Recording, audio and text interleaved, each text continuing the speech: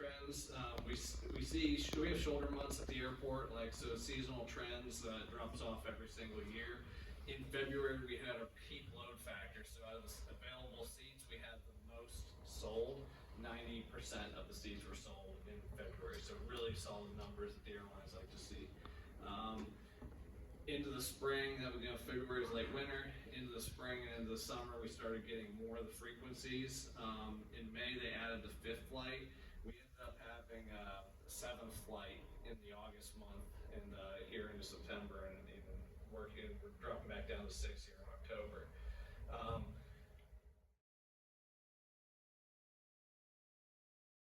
Black line that's going up, it ends at 10,300. We are within 2,000. That's mainly a factor of the size of aircraft operating right now. We've gotten the frequencies back, but they're smaller aircraft, so we have less available seats. Scheduled departures, just again, this was looking at the numbers. You can see the peak scheduled departures in October of 2019 were 212 scheduled departures.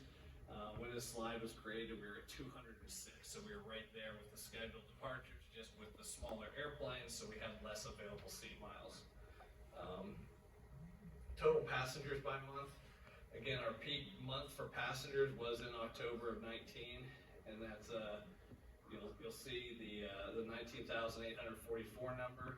But and this was actual numbers provided by the airlines. So this slide lags a little bit behind present day because we don't get the data right away. It is a few months behind.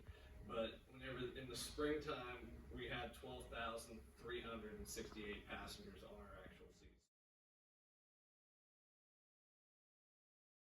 This slide shows how our ticket prices work compared to two airports on either side of us, Roanoke and Charlottesville.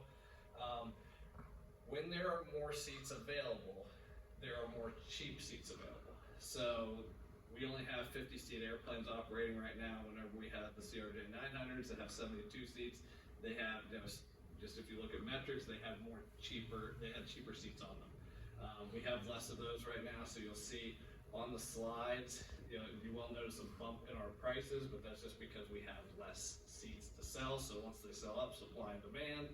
If there's demand, we've all experienced that in other places. The demand goes up, the prices go up sometimes. So that's why in some of the slides that Charlottesville can hold the lowest numbers overall, just because of their available seats, and then Roanoke is fairly comparable to what we are, with a couple outliers. One of the biggest things that happened in our industry this year was the FAA Reauthorization Act. It was signed into law in May. There were some big things that came out of that. Our favorite impact was the increase to our airport improvement program.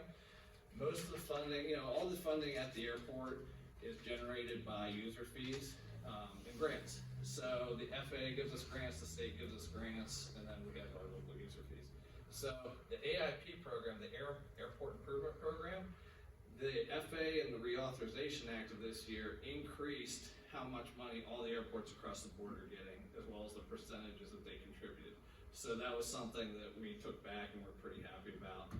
It allows some other work to be covered by grants. A lot of times as the airport, we had to take on the costs for some of the engineering work, the design work, but now that's being covered. And one of the biggest things that we have this year programmed is we're now in fiscal year 25. Project for fiscal year 25 is a rehab of our primary commercial service runway 422. We're going to mill and overlay the whole runway, 7,100 foot.